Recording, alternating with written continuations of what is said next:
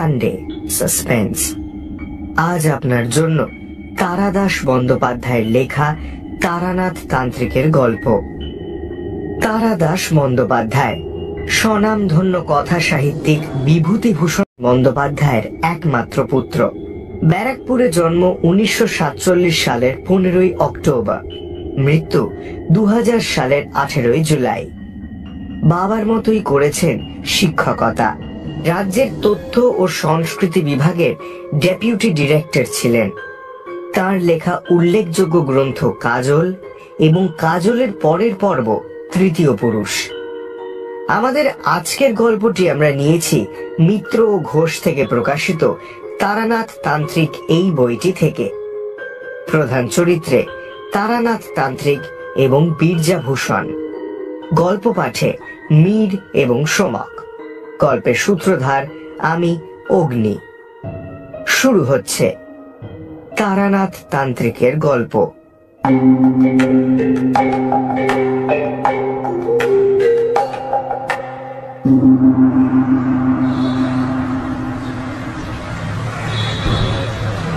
তারানাথ বলল, ক্ষমতার অপব্যবহার করতে নেই। শুধু তন্ত্রমন্ত্রের মাধ্যমে পাওয়া ক্ষমতার কথা বলছি না। জীবনের সমস্ত ক্ষেত্রেই সংযমের খুব প্রয়োজন, নইলে বিপদ ঘনিয়ে আসে। তোমরা তো কলেজে পড়া ছোকরা, ইতিহাসে পড়েছ নিশ্চয়ই। ক্ষমতার অযথা ব্যবহার করতে গিয়ে বড় বড় রাজা রাজড়াদেরও কি অবস্থা হয়েছে। তারানাথের চাইতে বয়সে অনেক ছোট হলেও আমি বা কিশোরী আর ঠিক যাকে ছোকরা বলে সে দলে পড়ি না। তবু তারানাথ আমাদের মাঝে মাঝে ছোকরা বলে সম্বোধন করে এবং আমরা মেনে নিয়ে থাকি। কিশোরী বলল, তত্ত্ব কথা শুনতে ইচ্ছে করছে না, বরং ক্ষমতার অপব্যবহার বিষয়ক কোন জমাটি গল্প বলেন তো শুনি। তারানাথ হেসে বলল, কারো সর্বনাশে কারো পৌষ মাস হয় এই কথাটা একেবারে মিথ্যে নয়। একটা জমাট গল্প মানে কোনো একজনের ভয়ানক বিপদের গল্প। তো তোমাদের গল্পের যোগান দিতে হলে দেশে হাহাকার পড়ে যাবে। বললাম, তারানাথ, অনেকদিন ভালো গল্প হয়নি। আজ কিন্তু কোনো ফাঁকি চলবে না, আজ গল্প বলতেই হবে। তারানাথ বলল, একটা ঘটনার কথা মনে পড়ছে, কিন্তু কারো কষ্ট নিয়ে বা দুঃখের ইতিহাস নিয়ে গল্প ফেঁদে বসতে আমার সংকোচ হয়। তবু বলছি এই কারণে যে এর ভেতর দিয়ে একটা জনশিক্ষার কাজও হয়ে যাবে। কিশোরী বলল, জনশিক্ষার ব্যাপারটা গল্পের শেষে মোরালের মতন জুড়ে দেবে না, এখন আপাতত গল্পে আসুন না। তারানাথ আমাদের দিকে ইঙ্গিত বহ উৎসুক দৃষ্টিতে তাকাতেই কিশোরী তার পকেট থেকে সিগারেটের প্যাকেটটা বের করে তারানাথের সামনে রাখল। একটা সিগারেট ধরিয়ে কয়েকটা সুখ টান দিয়ে তারানাথ বলতে শুরু করলো, দেখো, আমি একজন সাধারণ মানুষ। যাকে সাধক বলে আমি কিন্তু তা নই, কারণ সত্যিকারের সাধনা করবার সুযোগও আমি কোনোদিন পাইনি, পেলেও করতাম কিনা সন্দেহ। আসল ব্যাপারের চেয়ে এই পথে পথে বেরিয়ে বেড়ানো, নানা বিচিত্র চরিত্রের মানুষের সঙ্গে আলাপ হওয়া, জীবনের এই দিকটাই আমাকে বেশি মুগ্ধ করত। নইলে সত্যিকারের সাধনা করলে আমি অনেক দূর উঠতে পারতাম। তোমাদের এতদিন বলিনি, আমার একবার প্রকৃত তান্ত্রিক দীক্ষাও হয়েছিল। গুরুর নাম বলবো না, তার বারণ আছে। এবং আমার দীক্ষাও হয়েছিল শুভ লগ্নে। তান্ত্রিক দীক্ষা অনেক বিচার করে লগ্ন দেখে দিতে হয়। যেমন শুক্লপক্ষে দীক্ষা হয় না, কৃষ্ণপক্ষের পঞ্চমী সপ্তমী এসব তিথি খুব ভালো, অক্ষয় তৃতীয়া বা দশহরার দিন হতে পারে, কিন্তু তন্ত্র মতে এসবের চেয়েও প্রশস্ত দিনে আমার দীক্ষা হয়। কিশোরী বলল, যেমন? আমার দীক্ষা হয়েছিল সূর্যগ্রহণের সময়। গুরু যজ্ঞ শেষ করে আমার কপালে তিলক এঁকে যখন গলায় পদ্মবীজের মালা পরিয়ে দিলেন, তখন মাথার ঠিক ওপরে সূর্যের গ্রহণ লেগে রয়েছে। গুরু আমার কাঁধে হাত রেখে বলেছিলেন, তোর উন্নতি হবে, এমন লগ্ন সবাই পায় না। উন্নতি অবশ্য কিছু হয়নি, তবে কয়েকটা ক্ষমতা পেয়েছিলাম, সে তো তোমরা জানোই। গুরু এও বলে দিয়েছিলেন, বেটা, সাধনা করলে অসীম শক্তি পাবি, কিন্তু সেই শক্তি নিজের স্বার্থে অপরের ক্ষতি করবার জন্য কাজে লাগালে সর্বনাশ হবে। তন্ত্রের এই নিয়ম, সাবধান থাকিস, পা যেন না ফসকায়। গুরুর কথা মতো চলতে পারিনি, অপরের ক্ষতি করিনি বটে, কিন্তু লোভে পড়ে আধ্যাত্মিক উন্নতির বদলে বৈষয়িক উন্নতি চেয়েছিলাম, ফলে শক্তি কমে গিয়েছে। নেহাত মধুসুন্দরী দেবী বলেছিলেন, কোনোদিন ভাত কাপড়ের জন্য ভাবতে হবে না, তাই চলে যায় একরকম করে। যাকে সব কথা। তা একদিন বসে আছি এই বৈঠকখানা ঘরে, সময়টা সকাল। আগের দিন এক বেটা মারোয়াড়িকে কোন শেয়ার ধরে রাখলে লাভ হবে বলে দিয়ে বেশ কিছু নগদ লাভ করেছিলাম। পড়তির মুখেও আমার কথায় ভরসা করে সে শেয়ার ধরে রেখে দেয়। পরের দিন মাঝরাতে বোম্বে থেকে ট্রাঙ্ক কল পাই, ওই শেয়ারের দর হঠাৎ বাড়তির দিকে। 7 দিনে কয়েক লাখ টাকা মুনাফা করে গতদিন সে এসে বেশ মোটা প্রণামী দিয়ে গেছে। মনটা বেশ ফুর্তি ফুর্তি লাগছে। এমন সময় দরজার কাছে একজন লোক এসে দাঁড়ালো, পরনে ধুতি আর টুইলের শার্ট, পায়ে পাম্প শু। বয়স আমারই মতো হবে। আমাকে দেখে লোকটা বলল,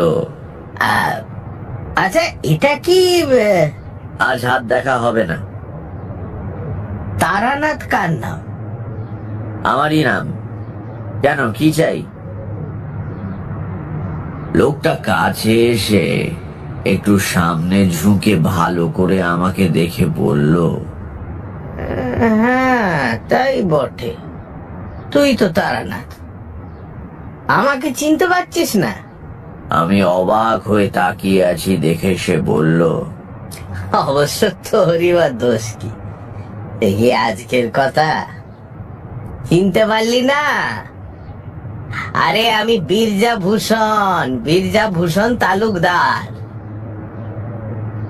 আরো কিছুক্ষণ হাঁ করে তাকিয়ে থাকবার পর আমার মনে পড়ে গেল, আমাদের স্কুল জীবনের সেই ভূষণ পেছনের বেঞ্চিতে বসতো আর অনর্গল পকেট থেকে ডাঁশা পেয়ারা বের করে চিবোতো।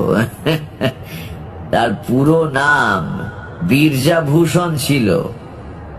আমি তক্তাপোষ থেকে উঠে তার হাত ধরে বললাম, মাফ কর ভাই, সত্যি প্রথমটা চিনতে পারিনি। কবেকার কথা সব, আর চেহারাও তো একেবারে বদলে গিয়েছে। তারপর কি খবর বল? এই বস, খবর ভালোই। রাজা গজা কিছু হয়নি, কিন্তু ওই বেশ কেটে যাচ্ছে, বুঝলি তো। তুই কেমন আছিস বল? ভালোই, আমারও কেটে যাচ্ছে। শুনলাম তুই নাকি নাম করা জ্যোতিষী হয়েছিস, লোকের মুখের দিকে তাকিয়ে নাকি ভাগ্য বলে দিস। তো কলকাতায় এসে ভাবলাম তোর সঙ্গে দেখা না করে যাব না। বেশ করেছিস, থাক না আমার কাছে কদিন।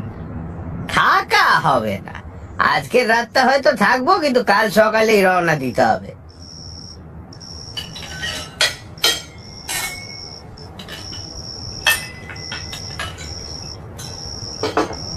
রাত্রিরে খাওয়া দাওয়া সেরে দুই বন্ধু বাইরের ঘরের চৌকিতে এসে বসলাম। ঘুম আর হলো না, ওই গল্প করতে করতেই রাত ফুরিয়ে গেল। বীরজাভূষণ কলকাতায় এসেছিল একটা মামলার তদারকি করতে। ওদের সমস্ত সম্পত্তি বাবা মারা যাবার পর দুভাগে ভাগ হয়ে গিয়েছে। এক ভাগ পেয়েছে বীরজা, অন্য ভাগ পেয়েছে তার আপন দাদা অম্বিকাভূষণ। দাদাকে পৈতৃক বাড়ি ছেড়ে দিয়ে নিজে একটু দূরে আলাদা বাড়ি তৈরি করে নিয়েছে। কিন্তু সম্প্রতি ভাগাভাগির ব্যাপারে কি একটা ত্রুটি বের করে অম্বিকাভূষণ ভাইয়ের বিরুদ্ধে মামলা শুরু করেছেন। যে সম্পত্তি নিয়ে মামলা, তার দাম 20,000 টাকার চেয়ে বেশি। কাজেই মামলা এসেছে হাইকোর্টে। এ নিয়ে অনেক দুঃখ করলো বীরজা। দেখলাম ও সেই পুরনো দিনের ভালো মানুষই এখনো যায়নি। যে দাদা তার বিরুদ্ধে মামলা করেছে, তার জন্যই সে দুঃখ করছে।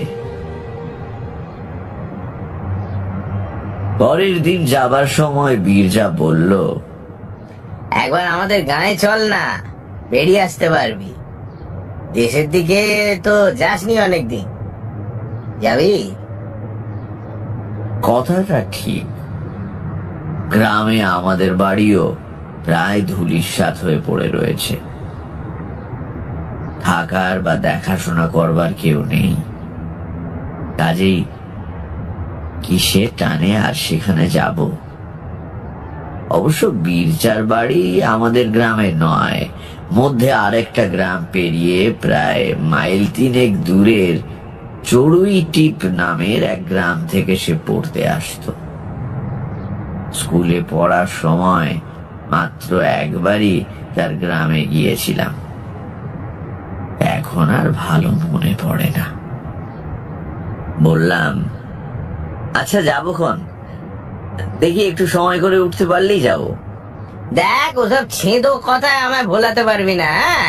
সময় করে উঠতে পারলে মানে কি? তুই কি কারো চাকরি করিস? ওসব বললে চলবে না। সামনের মাসের প্রথম দিকে আমায় আবার হয়তো কলকাতায় আসতে হবে, মামলার তারিখ পড়েছে। সেদিন তোর এখানেই উঠবো। তুই আগের দিন থেকে জিনিসপত্র গুছিয়ে রাখিস, ফেরবার সময় তোকে সঙ্গে নিয়ে যাব। বেশ, তাই হবে।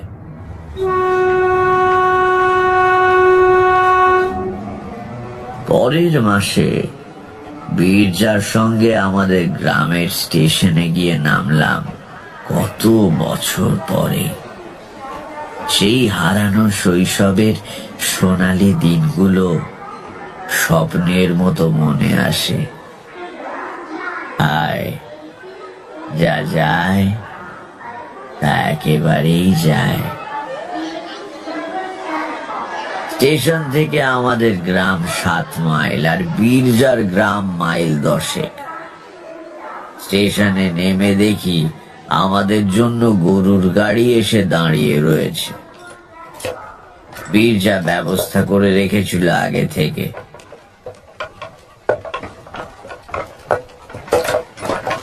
গরুর গাড়ি চেপে অনেক বছর পরে আবার কাঁচা রাস্তা দিয়ে দুলতে দুলতে যাওয়া এত ভালো লাগছিল যে বিচার করে দেখে বুঝতে পারলাম শহরে বাস করলেও শহরকে আমি আদৌ ভালোবাসি না।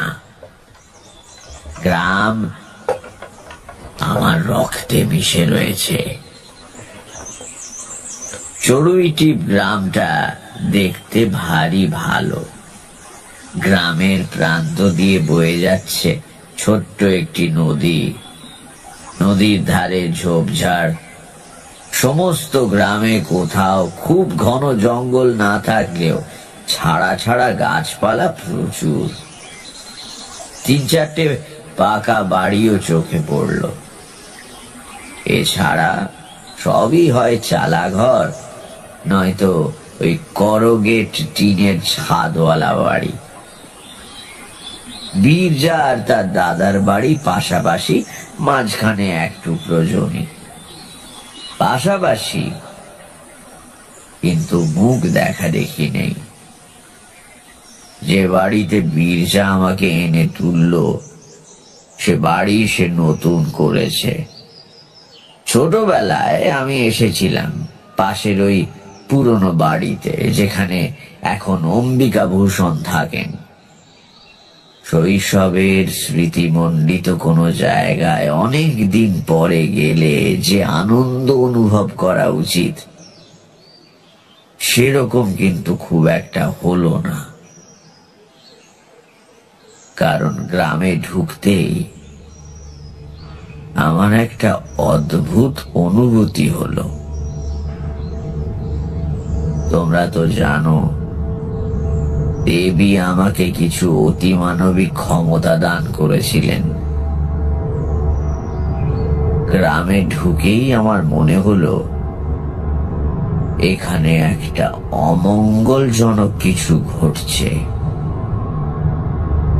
সেটা কি তা তখনই বুঝতে পারলাম না বটে, কিন্তু মনের ভেতর কেমন অস্বস্তি পাক খেতে লাগলো।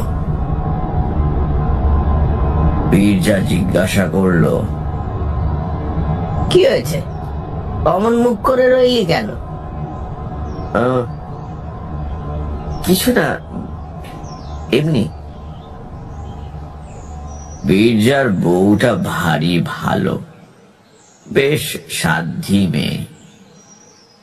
আমাকে আগে কখনো দেখেনি বটে, কিন্তু হাব ভাব দেখে বুঝতে পারলো আমি তার স্বামীর খুব বড় বন্ধু। চড়ুইটিপ গায়ে এখনো শহুরে চালচলনে ঢেউ এসে দোলা দেয়নি। সেকালের মতো একটা জল ভর্তি গাড়ুর ওপরে পাট করা গামছা এনে রেখে গেল বীরজার বউ। হাত মুখ ধুয়ে দুই বন্ধু বাইরের ঘরে তক্তা বসে বসে গল্প করতে লাগলাম। সবই আমাদের সেই রঙিন হারিয়ে যাওয়া ছোটবেলার গল্প। গল্প করছি, কিন্তু পোকায় খাওয়া দাঁতের ব্যথা যেমন সর্বদা সব কাজের মধ্যে জানান দেয়, তেমনি মনের ভেতরকার অস্বস্তিটাকে কিছুতেই মুছে ফেলতে পারলাম না। বহুদিনের অভিজ্ঞতা থেকে জানি, আমার এই অনুভূতি সচরাচর ভিত্তিহীন হয় না। এই গ্রামে কোথাও একটা খারাপ কিছু ঘটছে। কি সেটা? আমি অন্যমনস্ক হয়ে যাচ্ছি দেখে বীরজা ভাবলো আমি বোধহয় ক্লান্ত। সে গল্পে ক্ষান্ত দিয়ে উঠে গিয়ে খাওয়া দাওয়ার আয়োজন কদ্দূর হলো দেখতে গেল।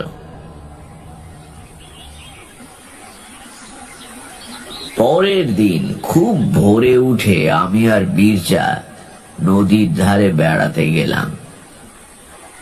ছোট্ট গ্রাম্য নদী, কিন্তু কচুরিপানায় তার স্রোত বন্ধ হয়ে যায়নি। বেশ কাকচক্ষু জল ধীর গতিতে বয়ে চলেছে। সকালের স্নিগ্ধ হাওয়ায় শরীর জুড়িয়ে যায়। একটু পরিষ্কার জায়গা দেখে দুজনে বসলাম। আমার বাঁ পাশে একটা বড় বাবলা গাছ, তার ডালপালা অনেকখানি জলের দিকে ঝুঁকে পড়েছে। গুঁড়ি থেকে কিছু ওপরে এক জায়গায় 3টে মোটা ডাল 3 দিকে বেরিয়েছে। সেখানে একটা কাকের বাসা। কাকের বাচ্চা হয়েছে বোধহয়। মা কাক বসে বাচ্চা পাহারা দিচ্ছে, আর বাবা কাক একটু বাদে বাদে কি যেন মুখে করে এনে বাচ্চাদের খাইয়ে যাচ্ছে। ওপারে চাষিরা জমিতে লাঙল দেওয়ার উদ্যোগ করছে। গ্রামে এত সকালেই দিন শুরু হয়ে যায়, জানোই তো। শহরে অর্ধেক লোক বোধহয় তখনও বিছানা ছেড়েই ওঠে না। খোলা জায়গা, বেলা বেশি না হলেও রোদ্দুর ওঠার পর আর বসা গেল না। বীরজা বলল, চল উঠি, মমতা খাবার করে বসে আছে এতক্ষণ। ফেরবার সময় আগে পড়ে অম্বিকা ভূষণের বাড়ি। দেখলাম একজন প্রৌঢ় মানুষ, পরনে খাটো ধুতি, বেশ হৃষ্টপুষ্ট চেহারা, গলায় এক ছড়া মোটা রুদ্রাক্ষের মালা, বসে বসে তামাক খাচ্ছেন। সেদিকে না তাকিয়ে বীরজা চুপি চুপি বলল, ওই আমার দাদা। অম্বিকা ভূষণ আমাদের দিকে তাকিয়েও দেখলেন না।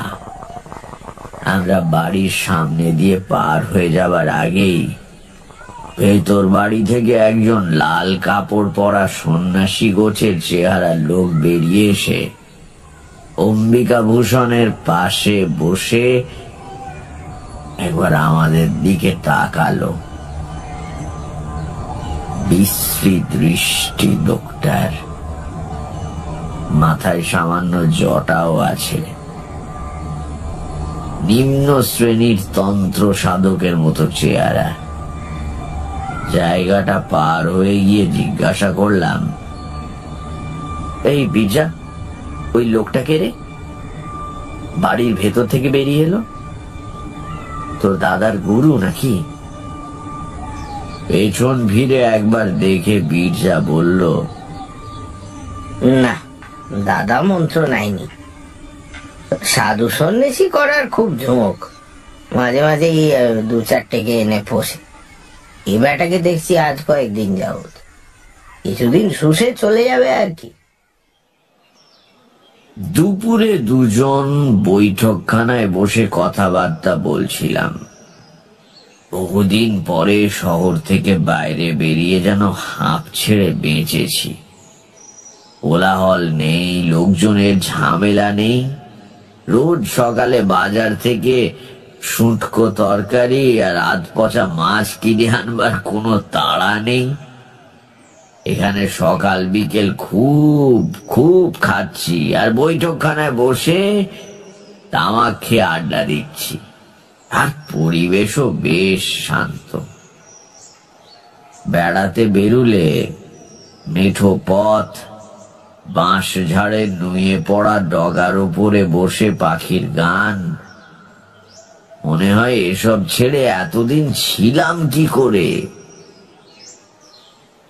কথায় কথায় হঠাৎ বীরজা বলল, তারানাথ, তুই তো আজকাল শহরে থাকিস, আমার জন্য কিছু একটা ব্যবস্থা করা যায় না? কিসের ব্যবস্থা? মানে ওসব দিকে আমার একটা চাকরি টাকরি হয় না? এসে বললাম, তুই চাকরি করবি কি রে? তোর বংশে কেউ কোনোদিন পরের কাজ করেনি, আর তাছাড়া সেরকম কারোর সঙ্গে আমার পরিচয়ও নেই। মনে হয় দাদার সঙ্গে এই মামলা আমি পেরে উঠবো না রে। যদি জিতি তাহলে সর্বশান্ত হব, তখন তো চাকরি ছাড়া আর উপায় থাকবে না ভাই।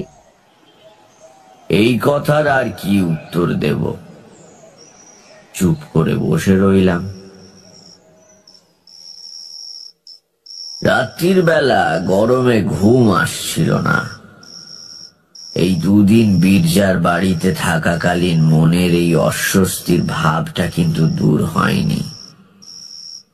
রাত্রিরে শুয়ে এ ব্যাপারে ভাববার চেষ্টা করলাম, কিন্তু কোনো সুরাহা করতে পারলাম না।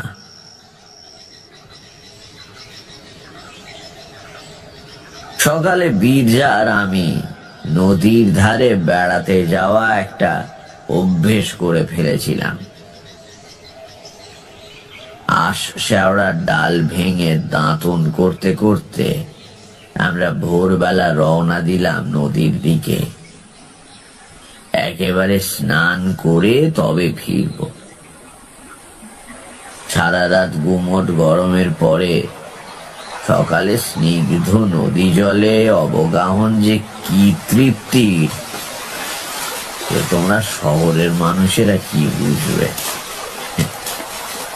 জলে নেমে ডুব দিয়ে পরে মাথা তুলে দেখলাম যেখানে দাঁড়িয়ে ডুব দিয়েছিলাম সেখান থেকে বেশ কিছুটা সরে এসেছি।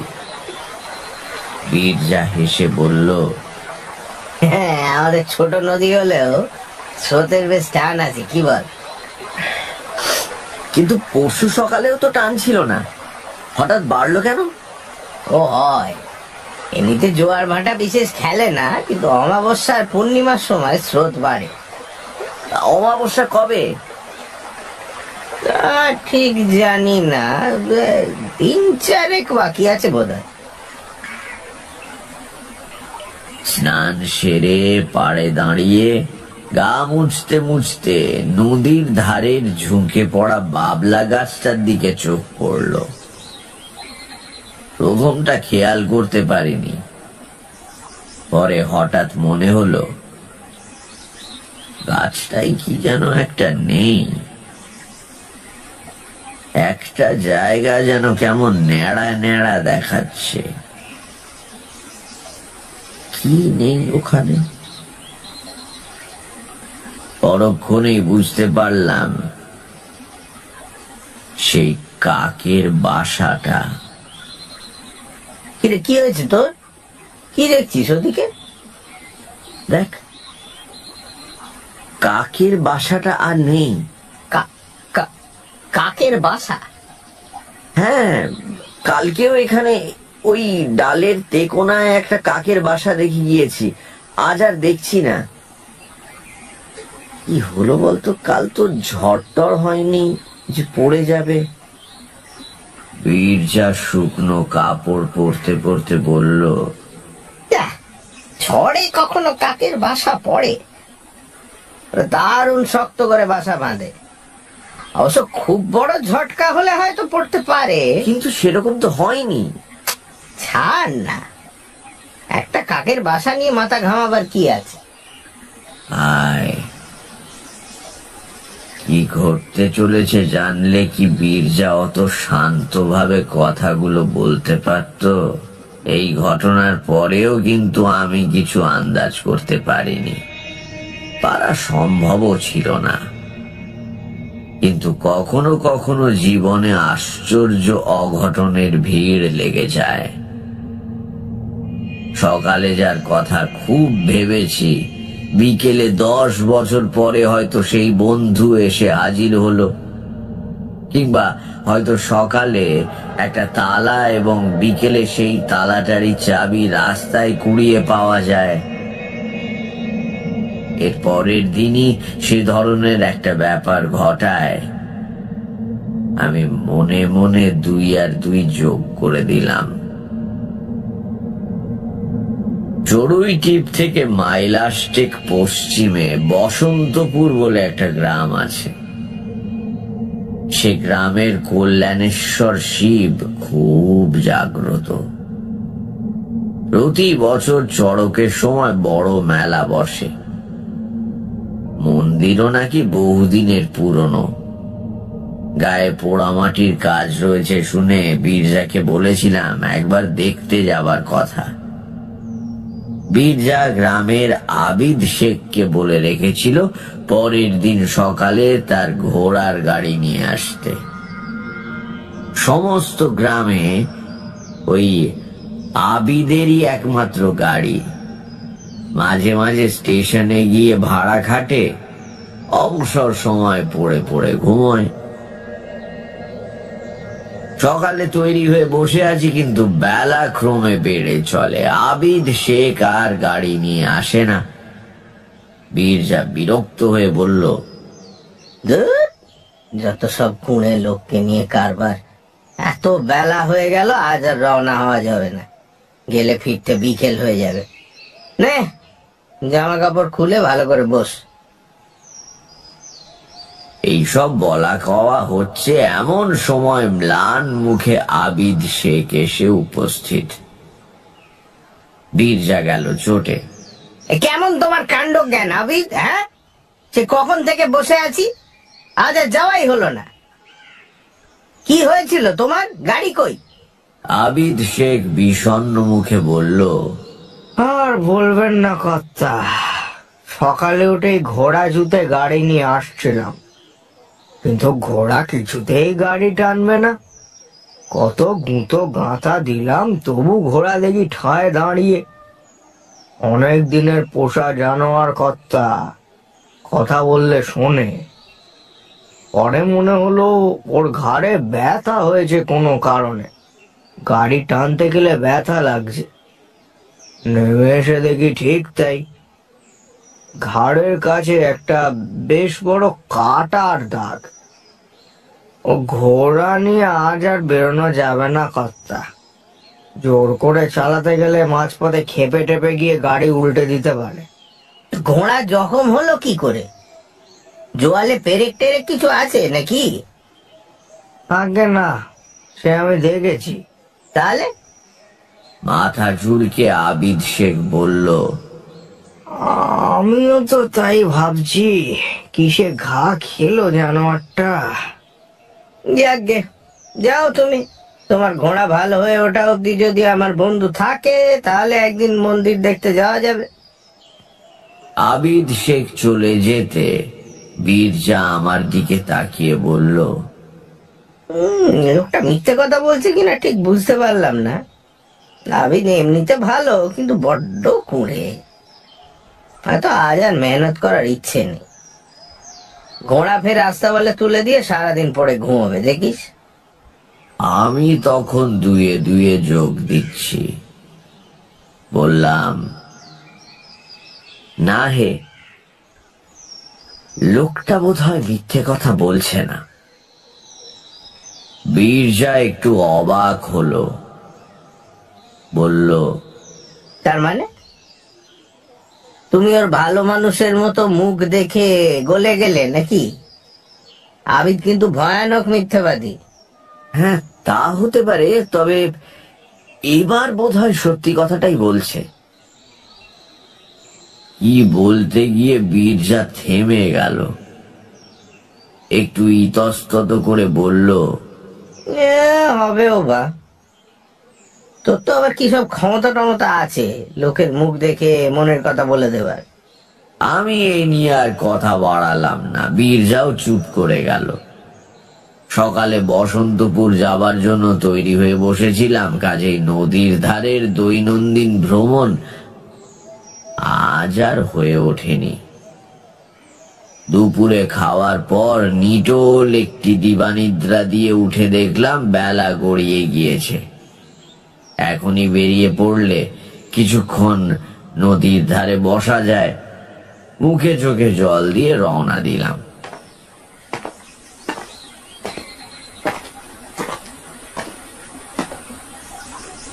গ্রামের দিকে দিন শেষের একটা সুন্দর রূপ আছে, যা শহরে তোমরা টের পাও না।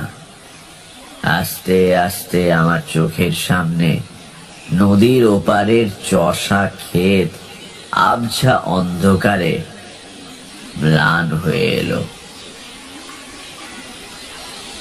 পাখিরা মাথার ওপর দিয়ে ফিরে যাচ্ছে বাসায়। সারাদিনের গরমের পর নদীর বুক থেকে জোলো হাওয়া ভেসে আসছে।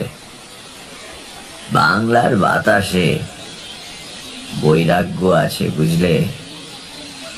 কিছুক্ষণ চুপ করে খোলা হাওয়ায় বসে থাকলে মনে হতে শুরু করে, এই কার কি হবে অনর্থক উন্নতির চেষ্টা করে।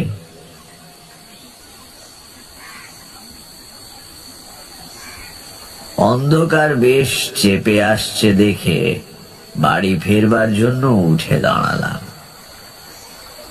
সঙ্গে সঙ্গে নজর পড়ল ওপাশের সেই বাবলা গাছটার দিকে।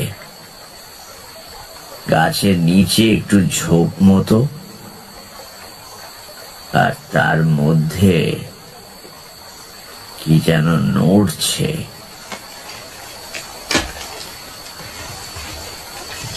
অস্বীকার করতে পারবো না, প্রথমে বেশ ভয়ই পেয়েছিলাম। এদিককার গ্রামে সন্ধ্যের দিকে এখনো বুনো শুয়োর বেরোয়। শখ করে হাওয়া খেতে এসে শেষে বুনো শুয়োরের হাতে পড়লাম নাকি? এই শুয়োর বড় বাজি জানোয়ার, অকারণেই তেড়ে এসে দাঁত দিয়ে পেট চিরে দেয়। কিন্তু না, শুয়োর নয়। আমার পায়ের আওয়াজ পেতেই বোধহয় ঝোপের মধ্যে থেকে একজন উঠে দাঁড়ালো।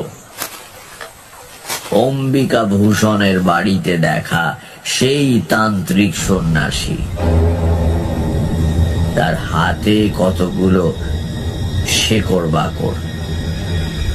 লোকটা তীব্র জ্বলন্ত দৃষ্টিতে আমার দিকে তাকিয়ে রইল। তার চোখের দিকে তাকালে মনে হয় পৃথিবীতে সব আলো, হাসি, গান ফুরিয়ে গিয়েছে। যেন কাল সকালে আর সূর্য উঠবে না এবং 5 মিনিটের মধ্যে আমি মারা যাব। তোমরা হলে সেই চাউনিতেই তোমাদের হাত পা ঠান্ডা হয়ে আসতো, কিন্তু আমি তারানাথ।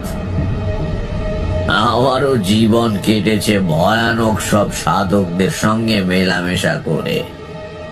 তারা সত্যিকারের সাধক। আর এই লোকটাকে দেখেই বুঝতে পারলাম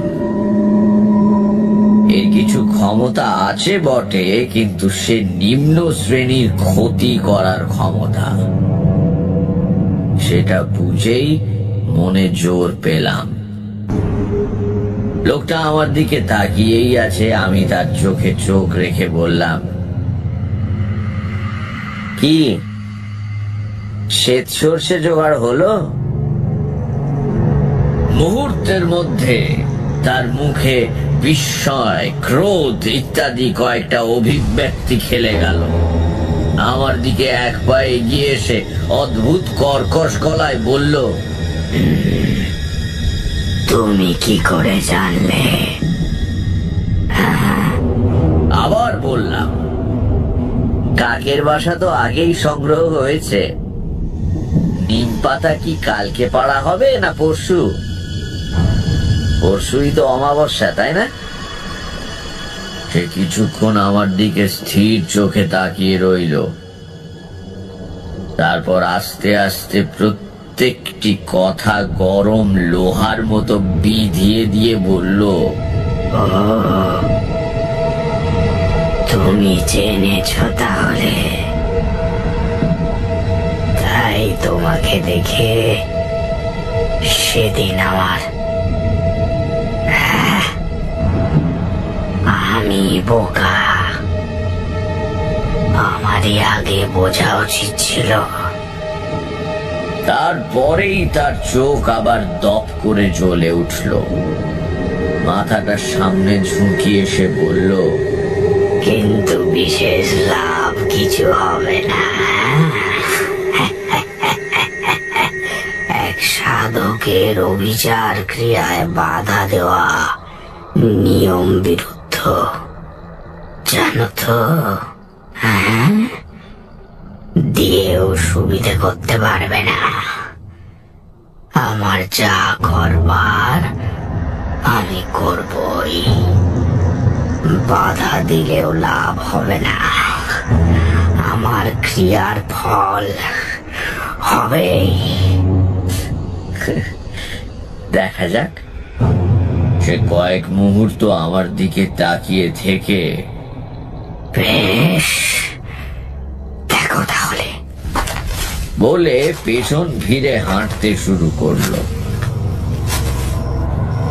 খুব মন খারাপ নিয়ে বীরজার কাছে ফিরলাম। আমি নিজের অভিজ্ঞতা থেকে জানি, এসব সাধকদের ভালো করার ক্ষমতা না থাকুক, ক্ষতি করবার শক্তি কিন্তু খুবই থাকে।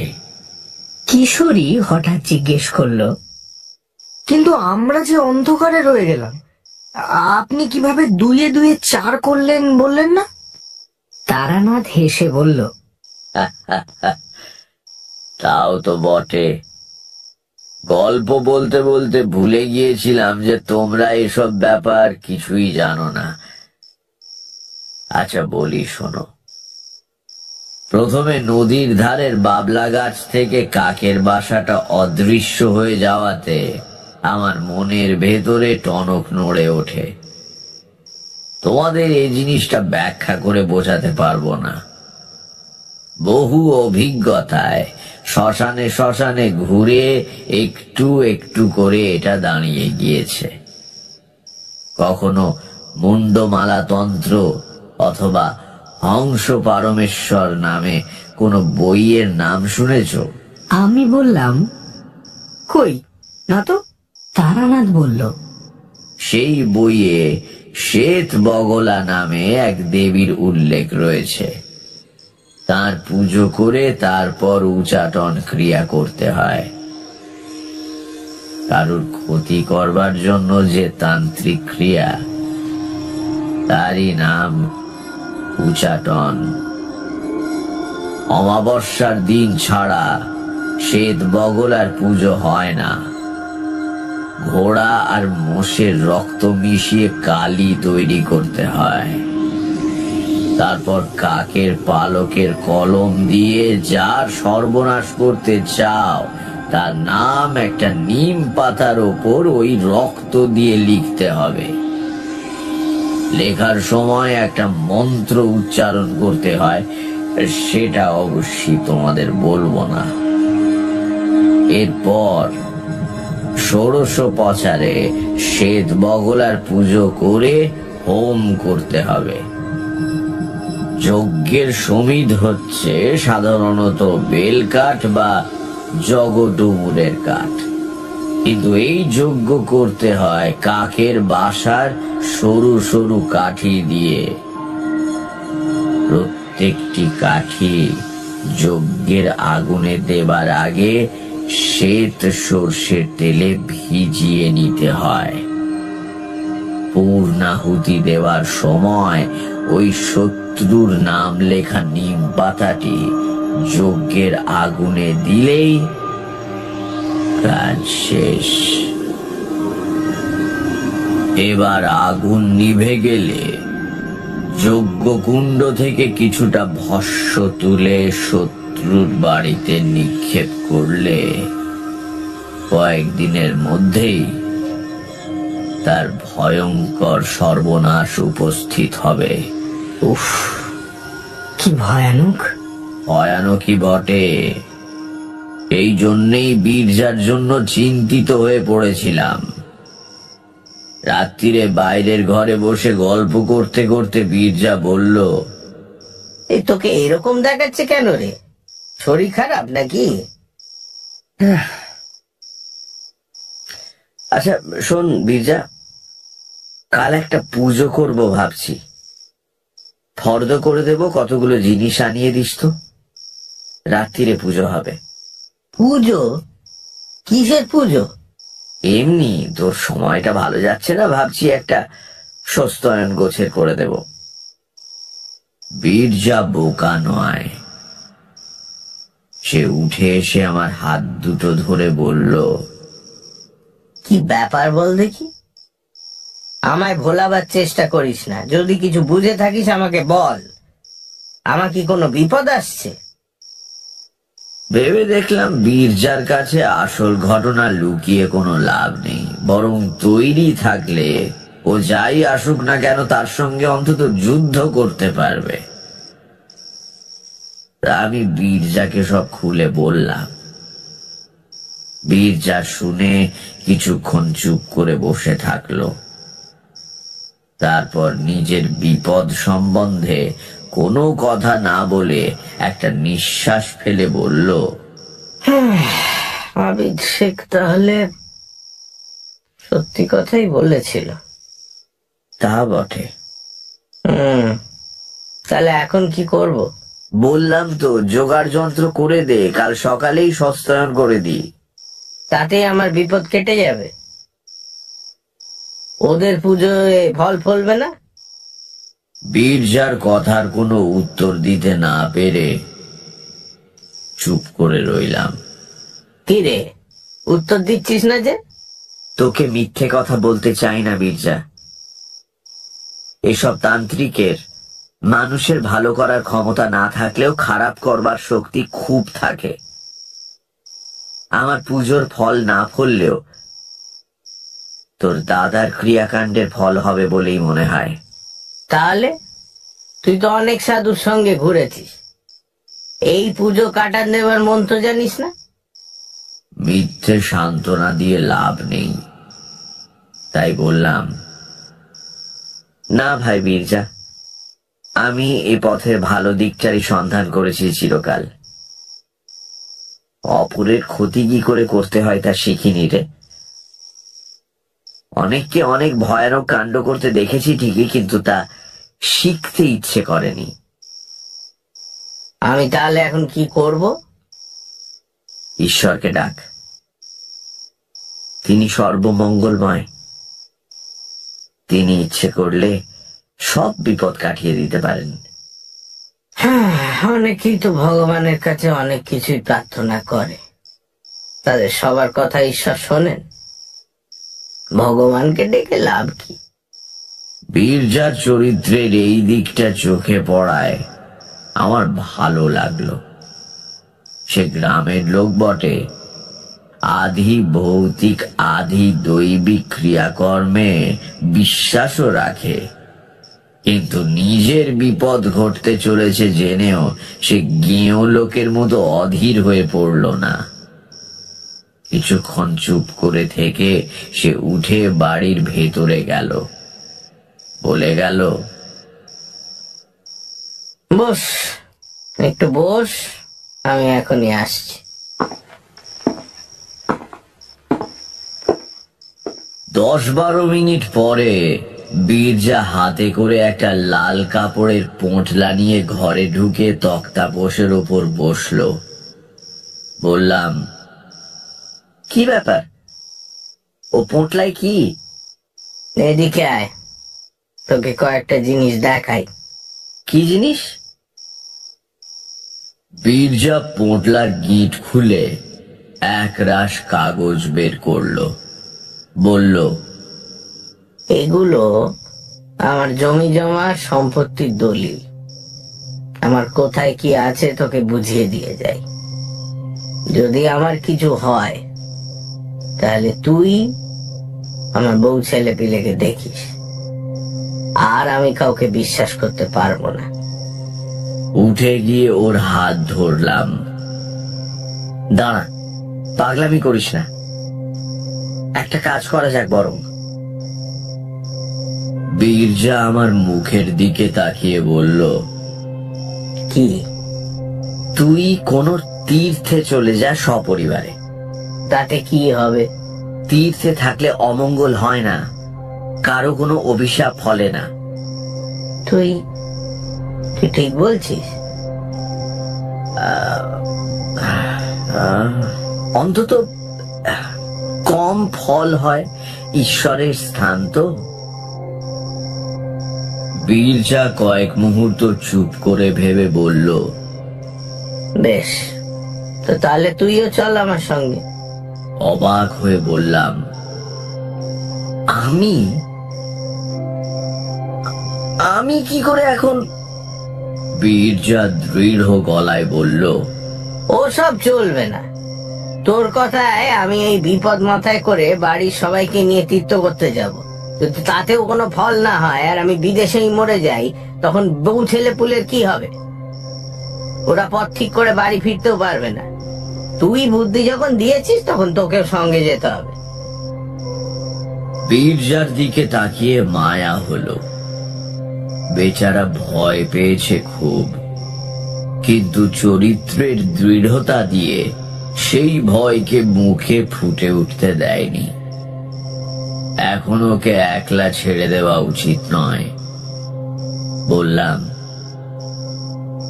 আচ্ছা যাব তোর সঙ্গে। কবে রওনা দিতে চাস? কাল সকালে। সে কি, হঠাৎ কোথাও কিছু নেই, এক রাত্রিরে সব গোছগাছ করবি কি করে? সে আমি পারবো। আর এমন কি বা নেবার আছে, হয়ে যাবে এখন। কিন্তু টাকা কড়িরও তো প্রশ্ন আছে। তার জন্য আটকাবে না। এসব দেশগা জায়গা, আমরা ব্যাংকে টাকা রাখি না। 2,000 টাকা যা আছে তা বাড়িতে। কালই চল। চল তাহলে। কোথায় যাবি? একটুও না ভেবে বীরজা বলল, কাশিতে। খুব দেখার ইচ্ছে ছিল, এই সুযোগে হয়ে যাবে। তারপর একটু চুপ করে থেকে আবার বলল, তারপর ধর সত্যি যদি আর না ফিরি, তাহলে হিন্দুর ছেলে কাশিতে অন্তত মরতে পারবো।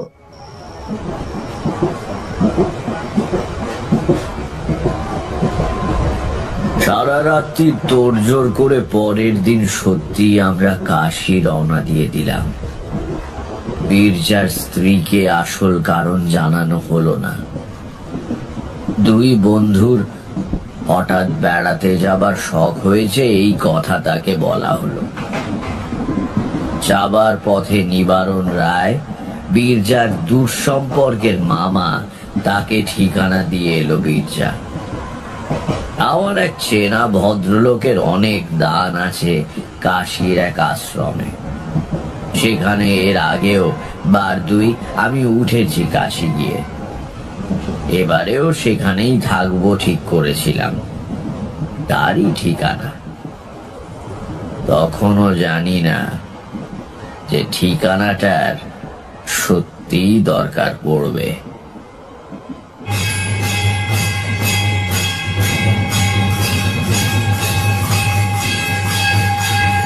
অমাবস্যার দিনই সকালে কাশী পৌঁছলাম। গঙ্গা স্নান করে সেদিনই বাবা বিশ্বনাথের পুজো দেওয়া হলো। বেচারা বীরজার বউ জানে না স্বামী কেন এত তাড়াহুড়ো করে কাশী এসেছে। সে আনন্দ করে সব দেখে বেড়াচ্ছে। পাড়া গাঁয়ের বউ, এর আগে বিশেষ বাইরে বেরোয়নি কখনো। খুব খুশি। বীরজা মাঝে মাঝে কাষ্ঠ হাসি হাসছে, কিন্তু সে হাসিতে কোনো রং নেই। সেদিন রাত্রিটা আমরা দুই বন্ধু এক জায়গায় বসে প্রায় জেগেই কাটিয়ে দিলাম। কিছুই ঘটল না। এই ভয়ঙ্কর সময়টা কেটে যেতে বীরজাও যেন মনে একটু বল ফিরে পেল। পরের দিন সকালে তাকে বেশ হাসি খুশি দেখলাম। এই করে নিরুপদ্রবে আরো 3-4 দিন কেটে গেল। পঞ্চম দিনে বীরজাই আমাকে বলল, মনে হচ্ছে এই যাত্রা বেঁচে গেলাম, বুঝলি না?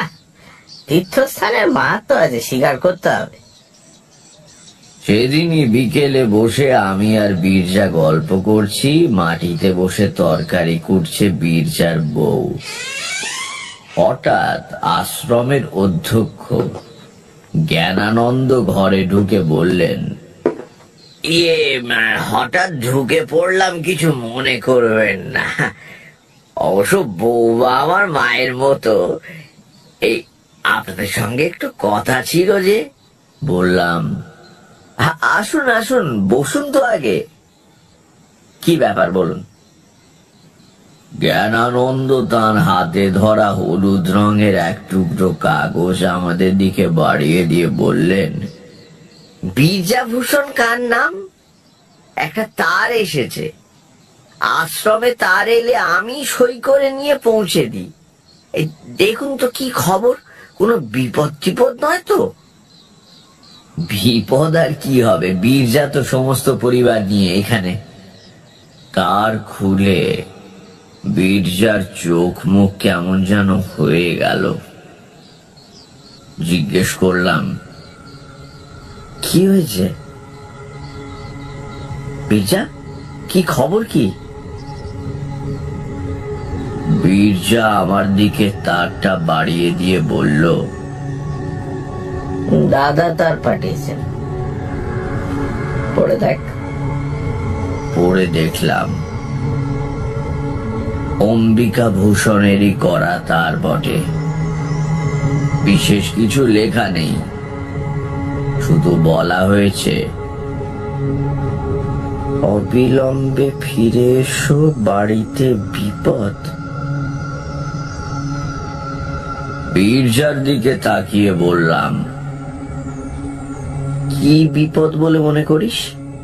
তা কি করে বলবো, কিছু তো বলা হয়নি। তাছাড়া দাদা হঠাৎ যার জন্য এত কাণ্ড, তোর আমার মাথাটাই গুলিয়ে যাচ্ছে। চল ফিরি, নিশ্চয় কিছু গুরুতর হয়েছে, নইলে দাদা তার করতেন না।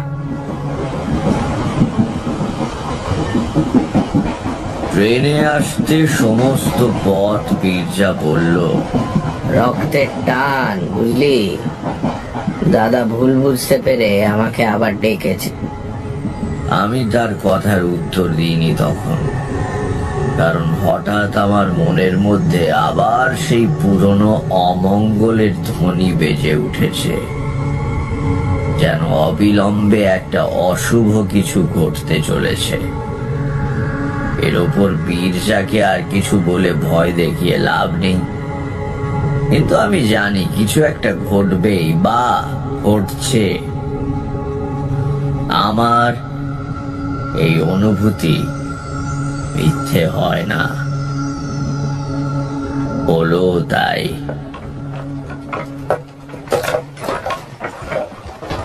গরুর গাড়ি নিয়ে স্টেশন থেকে একেবারে অম্বিকা ভূষণের বাড়ির সামনে গিয়ে নামা হলো। মালপত্র গাড়িতেই রেখে আমরা ঢুকলাম বাড়িতে। চারদিকে কেমন একটা থমথমে ভাব, বাইরের ঘরে কেউই নেই। বীরজা অন্দরের দিকে পা বাড়াবে এমন সময় স্বয়ং অম্বিকা ভূষণ এসে ঘরে ঢুকলেন। বীরজা নিচু হয়ে তার পায়ের ধুলো নিয়ে প্রণাম করে বলল, কি হয়েছে দাদা, তার করেছো কেন? উত্তরে অম্বিকা ভূষণ ভাইকে জড়িয়ে ধরে কেঁদে ফেললেন।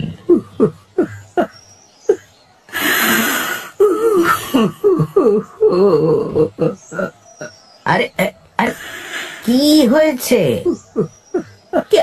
আরে অমন করছো কেন?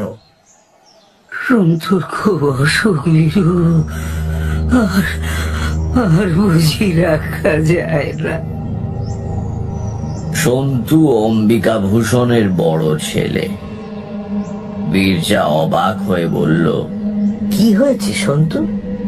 অম্বিকা ভূষণ কপালে আঘাত করে বললেন, সব আমার দোষ, আর কারো কোনো পাপ নেই, সব আমার দোষ রে ভাই রে। আমার নিজের দোষে আমি পুত্র সুখ পেতে চলেছি। আরে আরে, শান্ত হও, শান্ত হও দাদা, শান্ত হও, সব ঠিক হয়ে যাবে, অস্থির হয় না। বীরজার স্ত্রী তক্ষুনি অন্দরে চলে গিয়ে সন্তুর পায়ের কাছে বসল। আমার বুদ্ধি বোধহয় কিছু স্থির ছিল। আমি দুই ভাইকে ধরে বসালাম, বললাম, কি হয়েছে খুলে বলুন তো। অম্বিকা ভূষণ কাঁদছিলেন। বীরজা পাশে বসে তার গায়ে হাত বুলিয়ে দিচ্ছিল। বেশ দৃশ্যটা।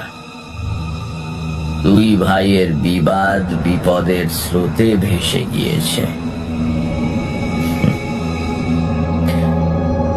আমার প্রশ্ন শুনে অম্বিকা ভূষণ মুখ তুলে তাকালেন, বললেন,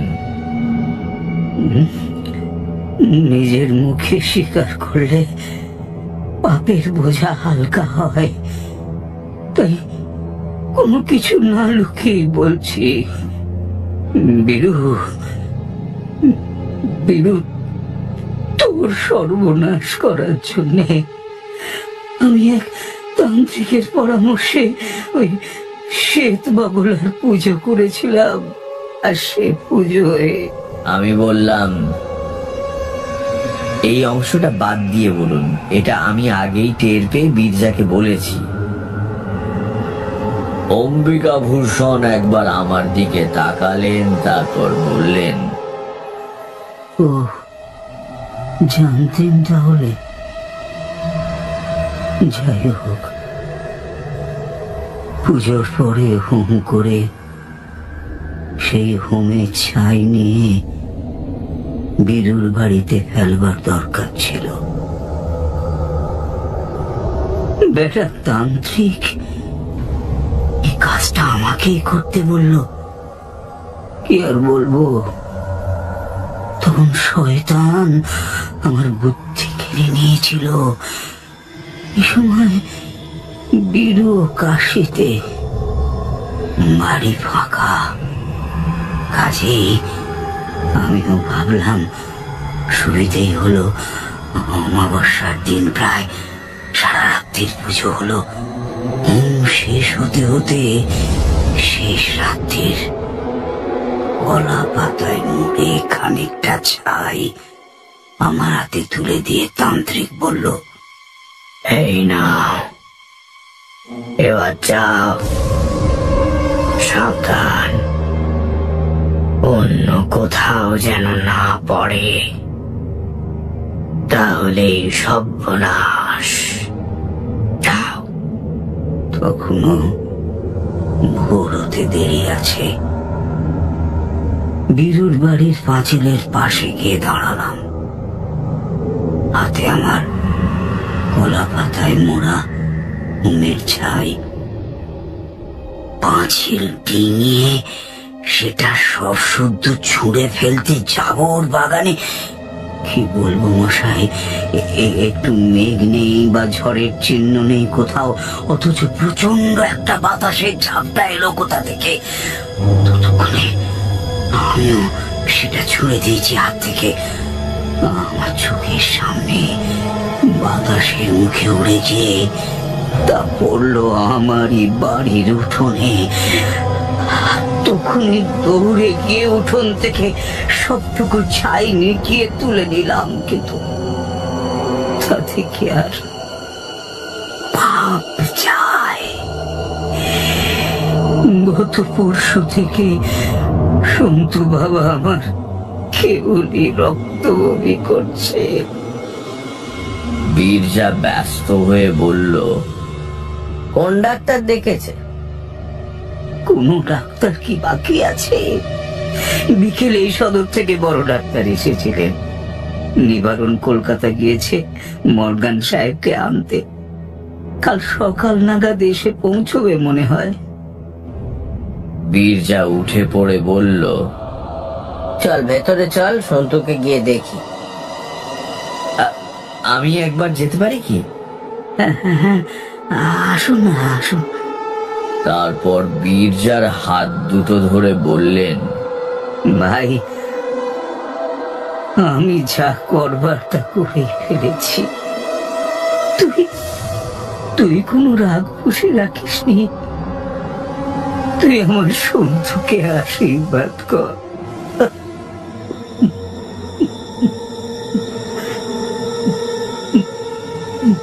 অমন করে বলছো কেন দাদা? সন্তু আমার নিজের ছেলের মতো।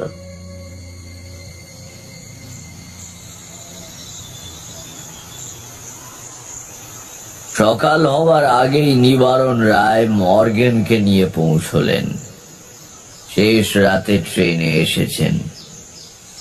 স্ট্যানলি মর্গান রোগী দেখে বললেন, This could be peritonitis. If it's been ruptured, then I'm afraid the boy's not going to survive. If he gets a little better, you need to bring him to Calcutta for an operation. পরের কথা তোমাদের একটু সংক্ষেপে বলি। সন্তু বেঁচে উঠেছিল।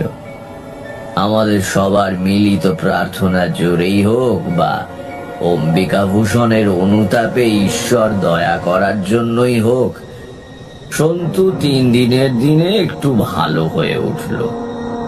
Doctor Morgan নিজে তার অপারেশন করেন। সে ভালো হয়ে ওঠে। 2 ভাইয়ের ঝগড়াও চিরকালের জন্য মিটে যায়।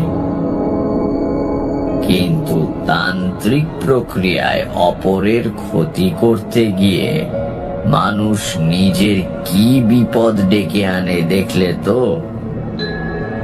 বোধহয় ভগবানই অম্বিকাভূষণকে একটু শাস্তি দিতে চেয়েছিলেন, নইলে সামান্য বাতাসের চিহ্ন নেই কোথাও। অথচ অমন হবে কি করে? কিশোরী বলল, আচ্ছা, সে তান্ত্রিকের কি হলো?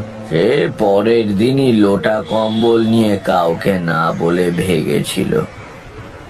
প্রাণের ভয় সবারই আছে তো। সন্তুর অসুখের ব্যাপারটা তো কাকতালীয় হতে পারে। তারানাথ কড়া চোখে তাকিয়ে বলল, পাষণ্ড কোথাকার। আর যদি কখনো তোমাদের গল্প বলেছি। শুনছিলেন তারানাথ তান্ত্রিকের গল্প। রচনা তারা দাস বন্দ্যোপাধ্যায়। গল্প পাঠে তারানাথ তান্ত্রিক এবং আশ্রম অধ্যক্ষর ভূমিকায় মীর। আংশিক গল্প পাঠে ও তান্ত্রিকের চরিত্রে সোমক। বীরজাভূষণ তালুকদার এবং ডক্টর স্ট্যানলি মর্গান দ্বীপ। অম্বিকাভূষণের ভূমিকায় শঙ্করী প্রসাদ মিত্র। ধ্বনি পরিকল্পনা ও আবহ সঙ্গীত Shubhadeep. Poster design team asterisk. Kishori Abid Sheikh. গল্পের সূত্রধার, শব্দগ্রহণ এবং পরিচালনায় আমি অগ্নি। মির্চির তরফ থেকে আন্তরিক ধন্যবাদ শ্রী শঙ্করী প্রসাদ মিত্র এবং লেখকের স্ত্রী মিত্রা বন্দ্যোপাধ্যায়কে এই বিশেষ উদ্যোগে আমাদের পাশে থাকার জন্য। শেষ হলো তারাদাস বন্দ্যোপাধ্যায়ের লেখা তারানাথ তান্ত্রিকের গল্প। আগামী সপ্তাহে আরো একটি রোমাঞ্চকর গল্প নিয়ে হাজির হবে সানডে সাসপেন্স।